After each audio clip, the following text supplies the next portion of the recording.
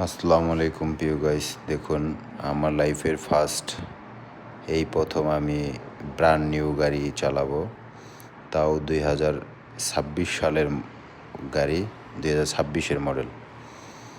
এটা হলো কেয়া গাড়ি, কোরিয়া কোম্পানি। তো গাড়িটা খুবই স্মুথ, চালায়া খুবই মজা। তা আমি এখন চালাবো গাড়িটা। গতকালকে গাড়িটা শোরুম থেকে আনা হয়েছে। শোরুম থেকে আনার পরে ওরকম চালানো হয় নাই, বা শোরুম থেকে আইনা বাসার নিচে রাখা হয়েছে।